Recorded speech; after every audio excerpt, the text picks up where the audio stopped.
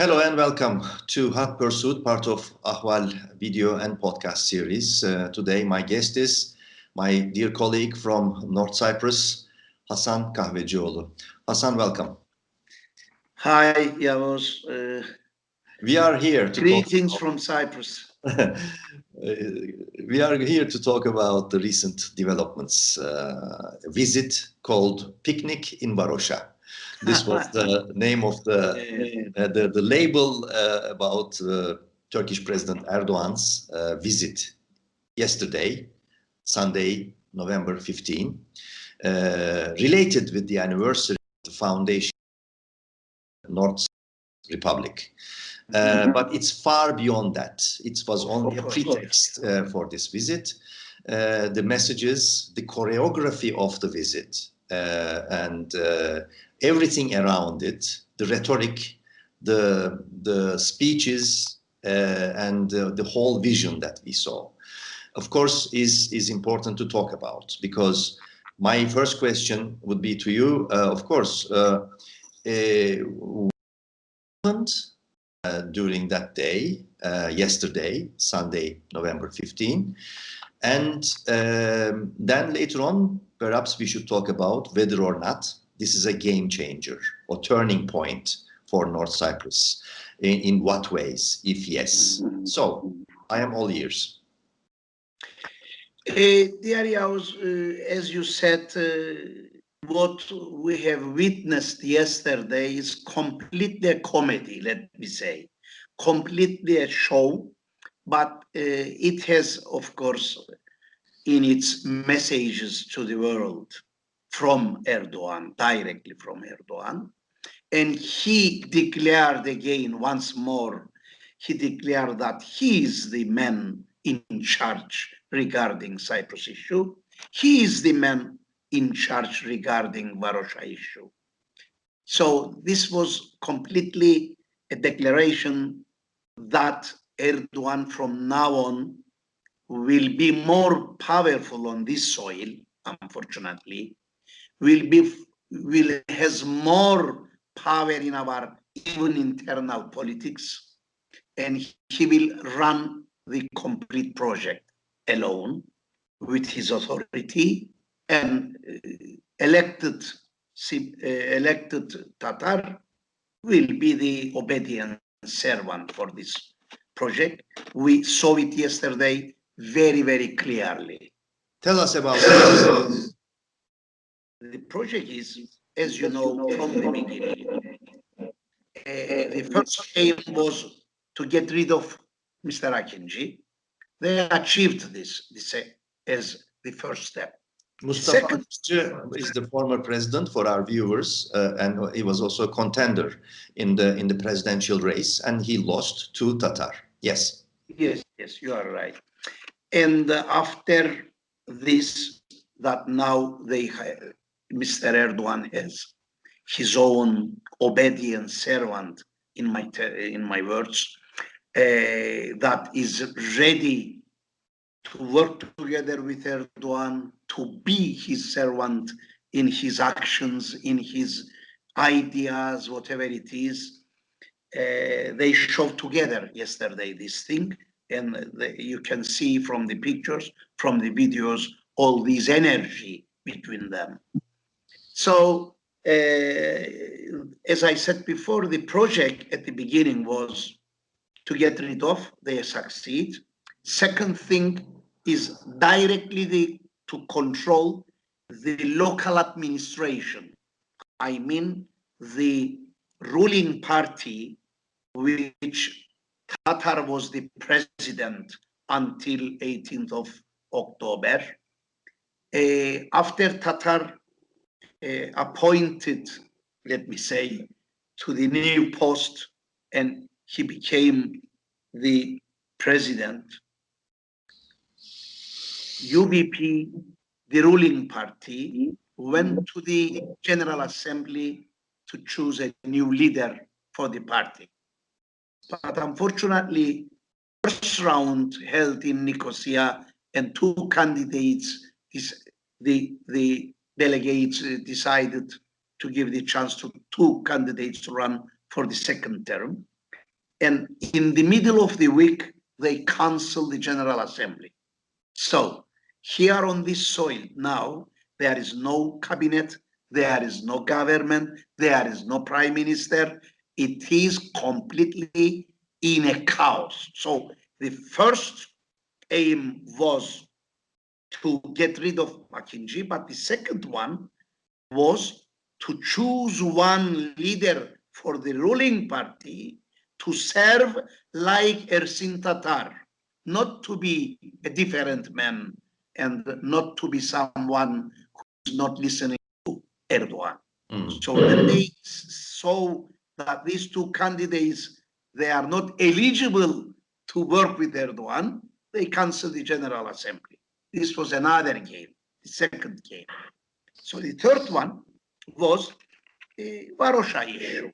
The Marash-Varosha issue was completely, as you know, a new game just to show the world or EU, especially to EU, that I have a tool and from now on I will use this tool when you do anything against Turkey or about Turkey. It's very important because the mainland Turkey, you mean the mainland? Of course, mainland Turkey. I'm talking about Erdogan. Erdogan is the man who shows from 18th of October that he will use Cyprus, I mean the northern part of Cyprus, as a tool in his hands for everything. It is, I can say, it is his very new tool for all his international relations that can be used. And he's showing this very, very to make a picnic in Varosha was completely a provocative action. And the message was very clear. Here in Cyprus, I can do whatever I want. I will help to Turkish Cypriots. I will build them, hospitals. They will be under my control. And if things are developed, one day, he has in his mind, I believe this, that annexation will be in his agenda. That's in his mind. It shows it. He shows this. Because if you have a tool in your hands to use it against Europe, to use it against UN, to use it against even USA, I think you are ready to show some other threats to this international community. So unfortunately, the worst scenario is that this part of the island maybe one day can be used as a threat for annexation. Bargaining chip or threat. Of course, bargaining chip or some in any way, because the style of Erdogan to bargaining everything. But now I can say that Cyprus, northern part of Cyprus, is his new tool. He discovered this very lately because there was Mr. Akıncı there.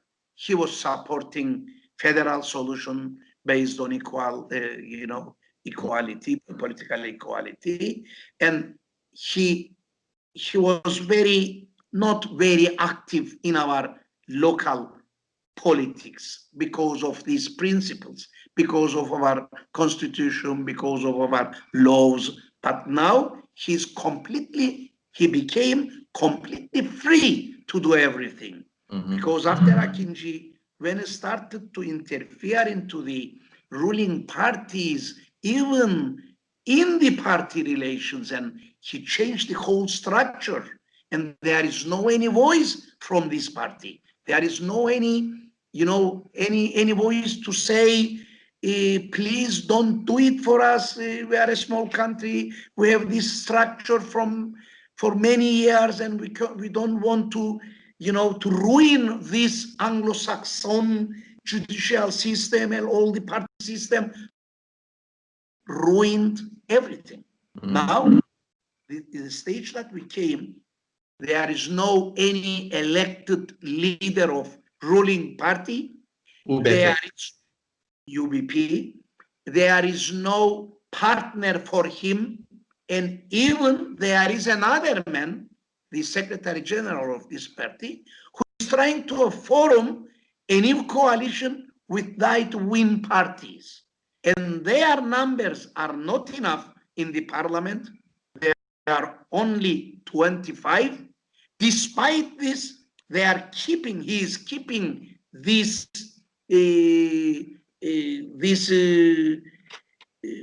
power in his hands. I mean, this role in his hands. And now the situation, even in the politics, in the local politics, there is no way out. I don't know, what can I say? I understand that there's now, even after this visit, the political crisis is escalating. This is what I understand. But let's stay at the visit itself. First, when Erdoğan mentioned the term picnic in Varosha, he said, we will do it, we will visit North Cyprus together with my ally, Devlet Bahçeli, the chairman of the ultra-nationalist MHP party, but Bahçeli was not with him. Do we know why he did not join Erdoğan during his visit? No, he was here. Bahçeli was here. He came with a separate plane, and Mr. Erdoğan's plane used for his. He was he had a huge numbers of MPs with him. I think the whole MHP party was here. Yesterday. They participated everywhere. Because, you know, during Akıncı's elections, this party was very active, more than AKP, MHP party. So I don't think that the difference on the policies regarding Varosha or the others. So all the focus was on Tatar and Erdoğan yesterday. Visibility of Bahçeli was not there. So there was some confusion about whether or not he was there, or he joined later, or he left earlier, etc. So I wanted to get clarification about this. But let's stay again during the visit. There were, as far as I see, two major messages that came from Erdoğan and Tatar. One was about two-state solution, and the other one was about the properties that, according to Erdoğan, could be returned if the applicants apply for the commission about properties, lost properties or seized properties. So these two messages at the same time came, and I want your analysis about this. What do these messages say to us? It is completely two different subjects, these two subjects. I know when I am a little bit surprised when Erdoğan said that, and also acknowledge the rights of 1974 owners of Varosha properties. This is very important, and I think the most important point yesterday was this point, because he declared that Turkey is ready to give the properties not to Evgaf, not to Vakıflar, because there is a confusion who is the real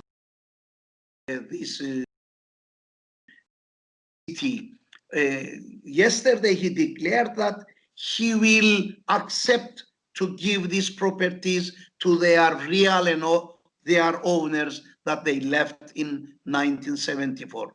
This is I think all these negative things, this is the only positive outcome.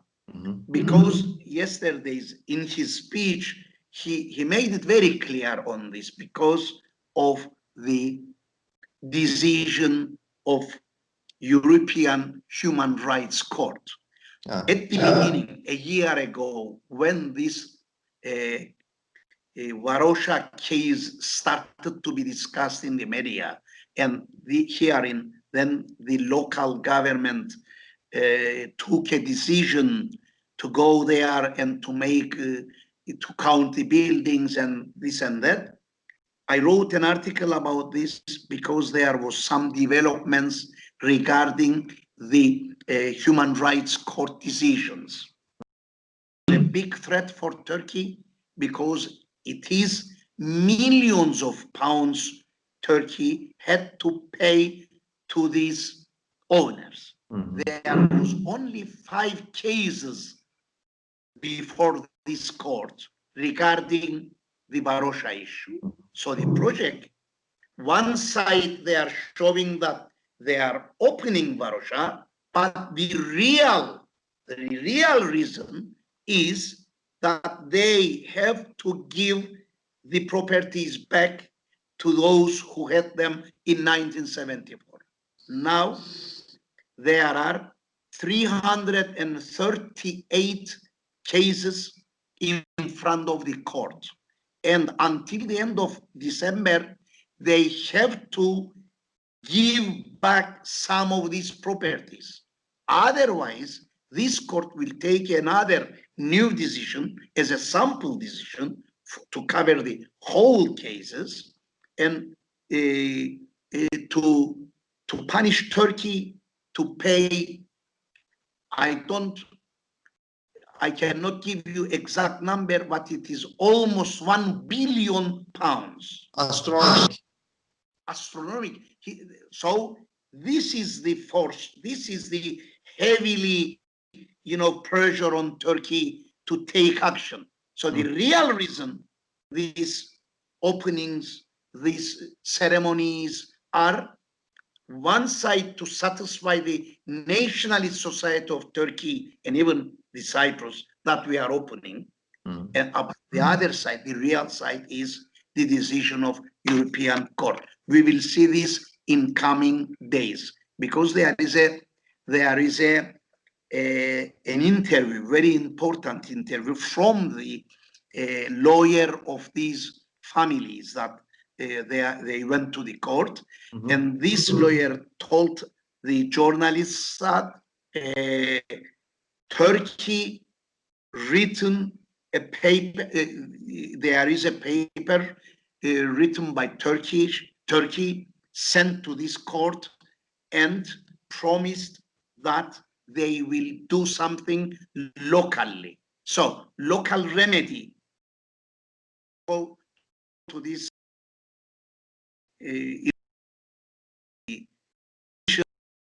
Turkey want to take those who went directly to the Strasbourg court, not to go there, but to come locally here and to apply for this to this committee.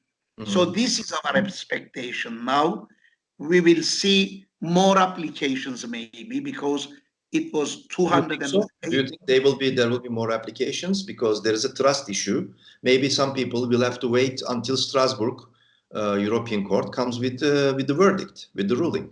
No. This shows that Turkey give the guarantee to this court that they will give them back. This is for sure.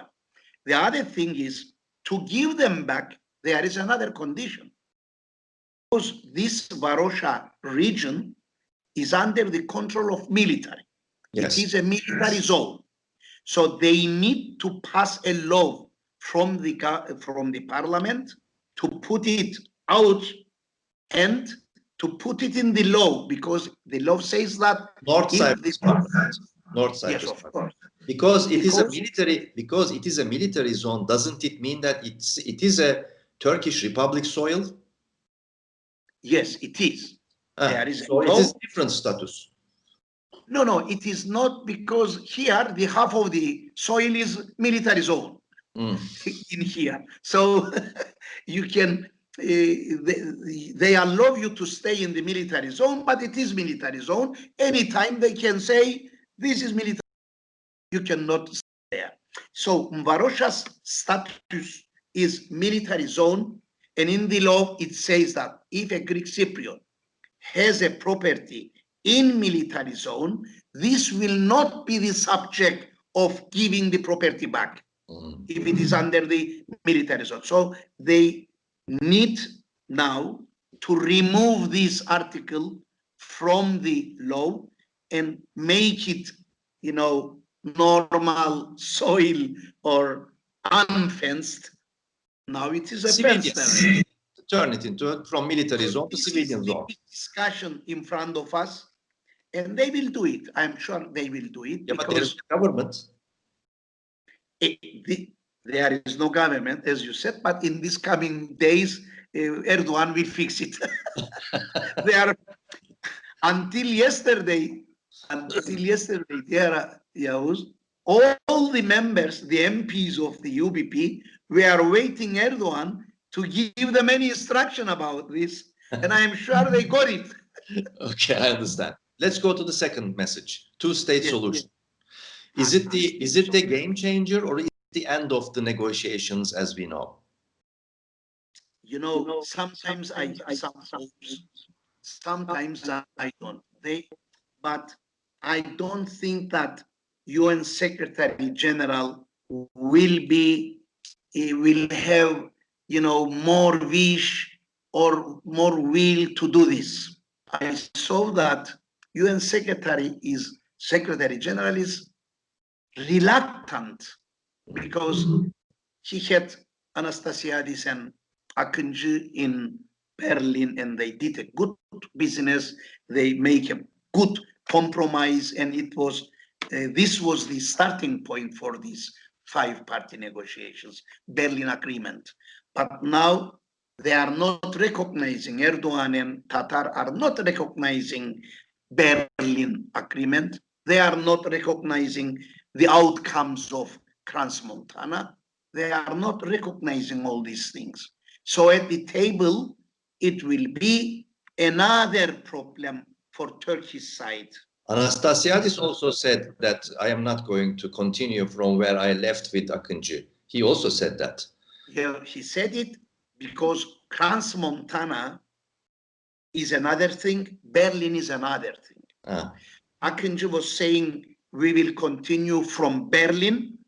Anastasiadis was saying we will continue from Crans-Montana. These are some different things, but if Akıncı was there, for sure they had to do it because there is a very big, clear new paper from UN Secretary General. So UN Secretary General is made many clarifications on the papers on Crans-Montana, and there are some 6 principles from UN Secretary General. So there was no way out from Anastasiadis if Akıncı was there. But this time, as you see, there is a big change also in Anastasiadis' behavior. He's very happy. He's very comfortable now. He gets rid of Akıncı. He has in front of him a man who never sit at the table to negotiate Cyprus problem, Mr. Tatar, and he has any knowledge about even the Cyprus problem. He thinks everything is everywhere belongs to Turks and something like this. So he's very lucky. I'm talking about Anastasiadis. He's very lucky to have this kind of negotiator. So that now Erdoğan and his team are trying to give him more support to appoint some new elements in the team. The old team members that they were advocating the 2-state solution with Denktaş, like Olgun Üstün, like Osman Ertuğ. These are all in charge now with Tatar. The old team is back. So, as in 2003, you may remember that Denktash was supporting or trying to put it on the table the two-state solution, and UN Secretary General Annan was rejecting, and he put in his report 3 April 2003. It was in the UN Security Council resolutions, one of them, and mentioned this, that we lost 4 years because of this two-state solution. Now, Qatar is saying that this two-state solution is a new idea, which is not. This is one of the big troubles that we will see in front of us. But let me tell you something about Anastasiadis' position, because Anastasiadis generally, if you remember the term of Mr. Dervish Eroğlu while he was the leader, he was putting some conditions in front of Dervish Eroğlu, not to sit at the table. Always he was like this, Mr. Anastasiadis. Now he's very flexible.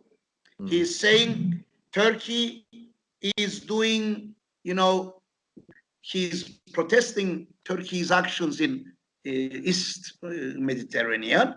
But despite all these things, we are ready to sit at the table, he said. So it shows that he will be flexible because he has a Mr. No in front of him. So it's very easy. And so you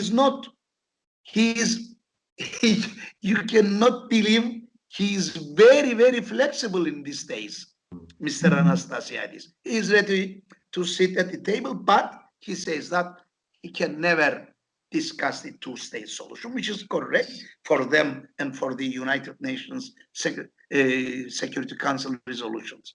So in these coming days, the head of UN Secretary will, we will see this hesitation in front of us. And he will send an envoy to Cyprus in these coming days. Madame Lut is in charge, as you know from before.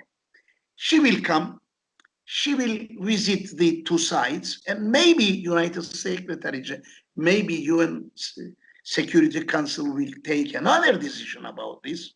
So correct thing is not to have any hope about the federal solution or even the negotiations. I'm not so optimistic.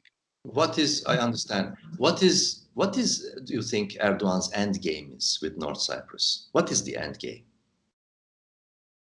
He has annexation or sustainable negotiation crisis? What is what is it? No.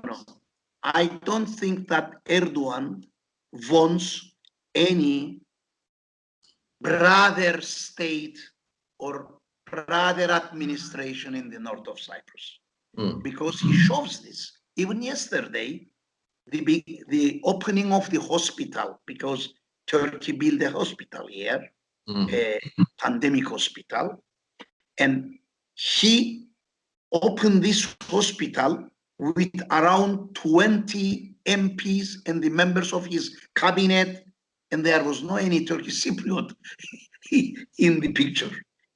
So I wrote all these things that they put some figures as a to show that, hey, we are doing it together. No, I'm not alone.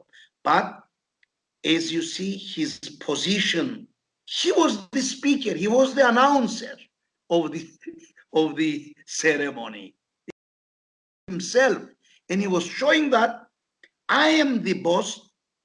One sample for this, he said, we have to have 5 dönums property and to build presidential palace for Qatar. So you remember that he said to Akinci, even the chair and the table that you are sitting is it is the achievement of Turkey. Turkey gave you this. So he's going now to build this palace to give some opportunities to his obedient servant, and then if one day they quarrel, to have the chance to say, everything belongs to us. So you are a visitor there. And this day will come. It will not go. You know, the authoritarians think that things are going in their good times. But one day, even your obedient servants say, finish. We have many examples. We have Davutoğlu, we have Gül, the others. They were all obedient servants. But one day, they say no to him. So well, as you began this interview, comedy, but it's in many ways also tragicomedy. And one final question to you, Hasan: How was Erdoğan received in North Cyprus? Welcomed, or is the community now sharply divided? What about this visit? Or this visit divided it even more, or unified? How do you see that? Dear Yavuz, this is the most important point of this visit.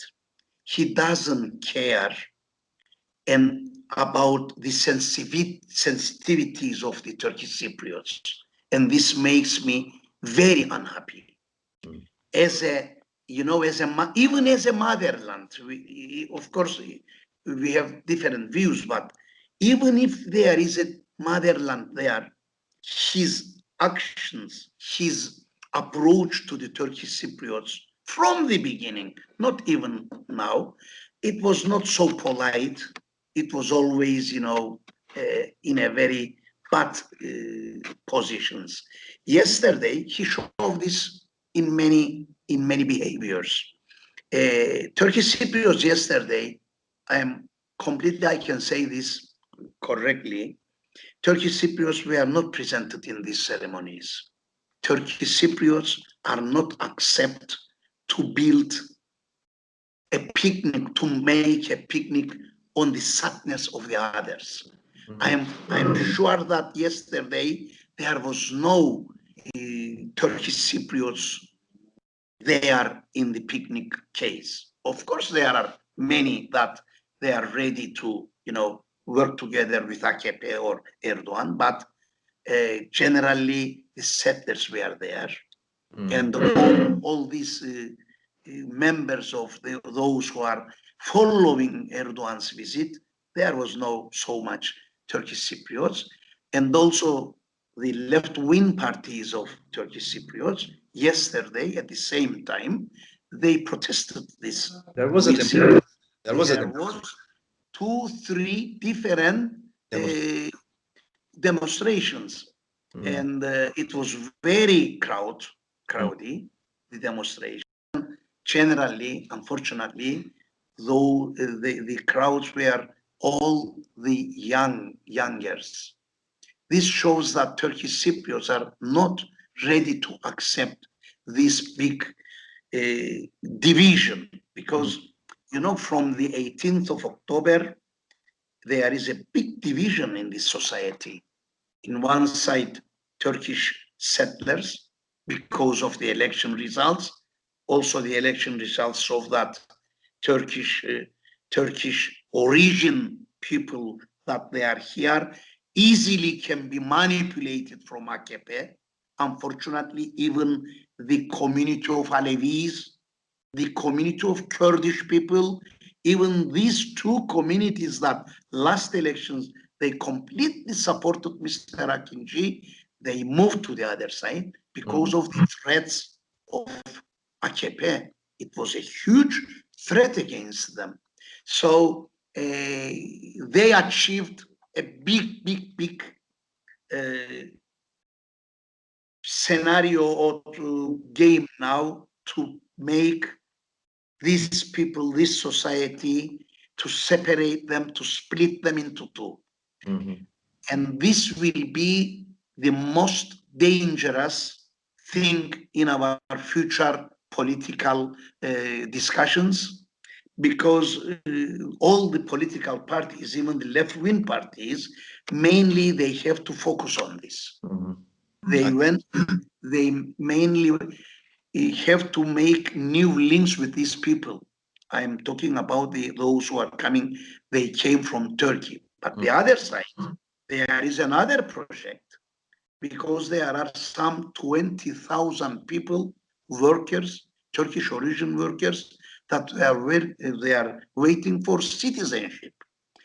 And we know that any kind of new government, the first duty for them that, imposed by Ankara is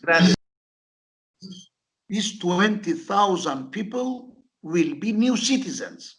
So if you think about our next elections, Turkish Cypriots and also the society, the part of this portion of that they can manipulate and they can work with them, will be equal. 100,000 Turkish Cypriots originally and 100,000 the Turkish origin people. This is the main danger I see. in front of us. Okay.